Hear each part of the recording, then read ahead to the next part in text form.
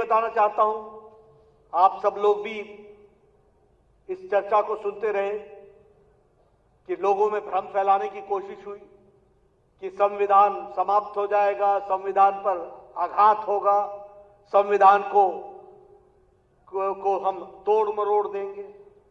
मैं ये पूछना चाहता हूं, ये संविधान के साथ छेड़छाड़ करने का काम का इतिहास किसका है? और मैं चाहूंगा कि आगे आप ये बात जन जन तक पहुंचाएं।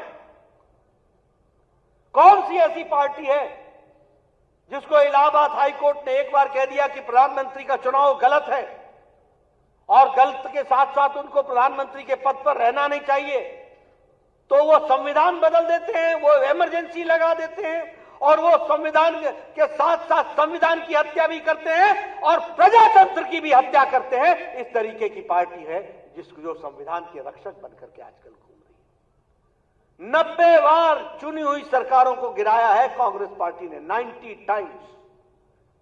और एक तरफ भारतीय जनता पार्टी मोदी जी के नेतृत्व में 10 साल के अंदर सिर्फ एक जम्मू कश्मीर में राष्ट्रपति शासन लगाया और वह भी पार्लियामेंट में बोल करके लगाया कि यह टेम्पररी है, इसको उठा दिया जाएगा और हम चुनाव राष्ट्रपति शासन नहीं लगाएंगे। इस बात को हम कह करके चलते हैं। ये आज प्रजातंत्र की दुहाई देने लगे, ये संविधान के रक्षक बन गए।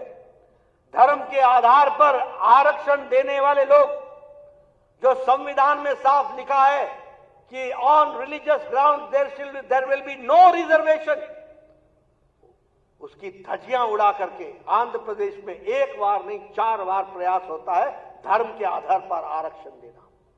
कर्नाटक में हम धर्म के आधार पर आरक्षण को समाप्त करते हैं, कांग्रेस पार्टी की सरकार आती है, वो दोबारा धर्म पर आरक्षण लगाने का प्रयास करती है। बोलिए, ऐसे लोगों को आगे आने देना है क्या? मैं पूछना चाहता हूं, आगे आने देना है क्या? ये संविधान के रक्षक है क्या? ये संविधान की हत्या करने वाले लोग हैं। ये प्रजातंत्र, हम ही हैं वो आइडियोलॉजिकल पार्टी, हम ही हैं वो आइडियोलॉजिकल पार्टी। और मैंने पहले भी कहा था, मैं इसलिए पत्रकार बंधु भी नोट कर लें, सारे चुनाव में मैंने कहा राम मंदिर हमारे लिए चुनाव का मुद्दा नहीं है, राम मंदिर करोड़ों करोड़ों लोगों के आस्था का मुद्दा है और आस्था से जुड़ा हुआ विषय है।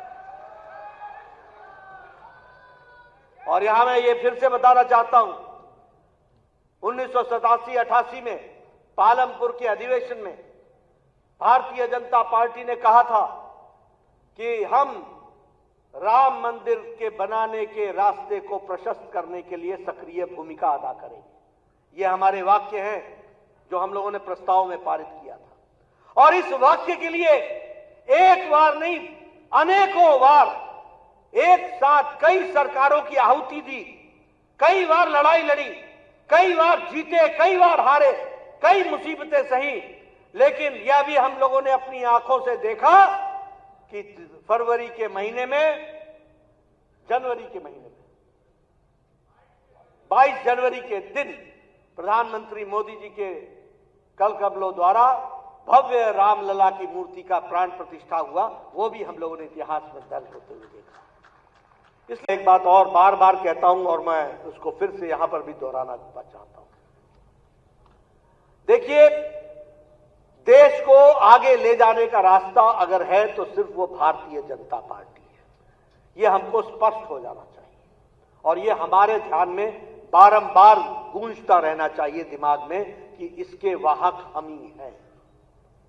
मैं आपसे ही एक प्रश्न पूछता हूं, आप बताइए, 1500 पार्टियां हैं देश में, कौन सी ऐसी पार्टी है जो विचारनिष्ठ पार्टी है? कौन सी ऐसी पार्टी है? आप बताइए। Congress party centre to right, centre to left, left to right, right to left, जिसका विरोध किया उसके साथ समझौता किया, जिसके साथ समझौता किया उसका विरोध किया, कोई भी विचारधारा नहीं। आप बताइए, आपके यहां जो रीजनल पार्टीज हैं, किसी में भी कोई विचारधारा है? कोई विचारधारा है? यह अकेली भारतीय जनता पार्टी है जो विचारनिष्ठ पार्टी है।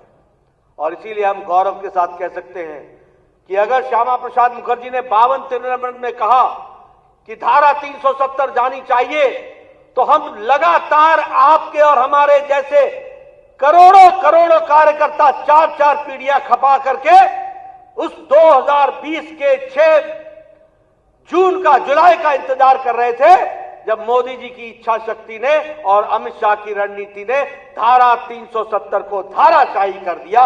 यह भी हम लोगों ने देखा। चाहता हूं कि इन चुनाव के नतीजों ने यह बता दिया कि जो भी राजनीतिक दल है, अगर वो कहीं सक्षम है नॉर्थ ईस्ट में, तो मध्य भारत में शून्य है। अगर कोई सक्षम है उत्तर भारत में, तो वो दक्षिण भारत में दिखने को नहीं मिलती है। अगर वो सक्षम है पश्चिम भारत में, तो पूर्व में उसका नाम लेवा भी नहीं है। और अगर कोई सक्षम है मध्य में, तो उसका उत्तर, पूर्व, पश्चिम, दक्षिण कहीं भी नाम लेवा नहीं है। ये अकेली भारतीय जनता पार्टी है जो पैन इंडिया पार्टी है, अखिल भारतीय पार्टी है, हर जगह है, पूर्व में, पश्चिम में, उत्तर में, दक्षिण में, पूर्वोत्तर में। अगर कोई पार्टी है तो अकेली भारतीय जनता पार्टी है, ये हमको समझना चाहिए। और इसीलिए जब हम बात करते हैं तो हमें ध्यान में रखना चाहिए